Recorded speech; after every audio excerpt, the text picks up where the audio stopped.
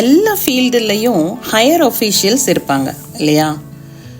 For example, ஒரு office அப்படின்னு எடுத்துகிட்ட ஒரு manager, police officers, commissioners, politicians, high level of officials, எல்லா கேட்டகரியிலையும் இப்படி வெரைட்டிஸ் ஆஃப் பீப்புள் உண்டு. கேடர் 1 அப்படின்னு சொல்லுவாங்க. அப்படிப்பட்ட பீப்புளோடைய கேரக்டரிஸ்டிக்ஸ் எப்படி இருக்கணும், குணாதிசயங்கள். ஒரு நல்ல தலைவர் தெரிந்தெடுக்கப்பட வேண்டும் என்றால் அந்த தலைவனுடைய குணாதிசயங்கள் எப்படிப்பட்டவனா இருக்கணும் அப்படின்னு சொல்லப்பட்டிருக்குது.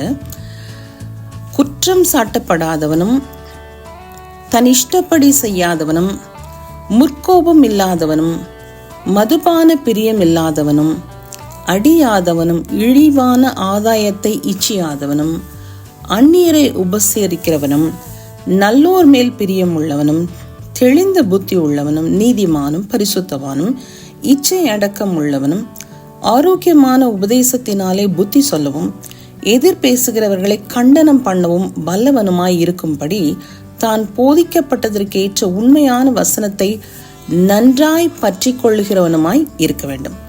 ஒரு நல்ல தலைவனுடைய குணாதிசயங்கள் தீத்து 1ஆம் அதிகாரம் 7, 8, 9 வசனங்கள்ல சொல்லப்பட்டிருக்குது.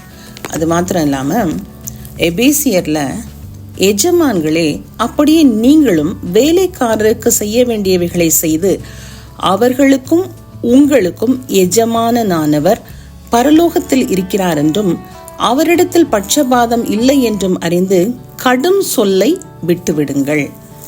ஸோ ஹாஷா பேசாதீங்க, but at the same time be very loyal, sincere அப்படின்னு நிறைய ஒரு பெரிய லிஸ்ட் கொடுக்கப்பட்டிருக்குது.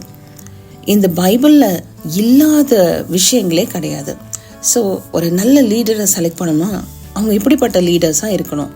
அண்ட் ப்ராபப்ளி என்னை கேட்டுட்டு இருக்கிற அன்பு ஜனங்களே, இதில் யாராவது நல்ல தலைவர்களாக இருப்பீங்கன்னா தயவு செய்து இதில் உள்ள கேரக்டரிஸ்டிக்ஸ் எல்லாம் பார்த்து நம்மளும் அதே போல் ஒரு நல்ல தலைவர்களாக இருக்கணும். நம்மளுடைய குடும்பத்திற்கு ஒரு நல்ல முன்மாதிரியாய், நம்மை சுற்றி இருக்கிற சொசைட்டிக்கு ஒரு நல்ல முன்மாதிரியாய், நமக்கு பின் வரப்போகின்ற சந்ததிக்கு ஒரு நல்ல முன்மாதிரியாக நம்ம இருக்க வேண்டியது அதிக அவசியம். ஃபியூச்சர் ஜெனரேஷனுக்கு நம்ம ஒரு ரோல் மாடலாக இருக்க வேண்டாமா? அதனால டெஃபினட்டாக வேதத்தில் சொல்லப்பட்ட இந்த கருத்துக்களின் அடிப்படையில் நம்முடைய உக்கரானத்துவம் இருக்கும் பொழுது தேவனுக்கும் மனிதருக்கும் பிரியமாக நடந்து கொள்வோம். May God bless these words. God bless you. Have a great day.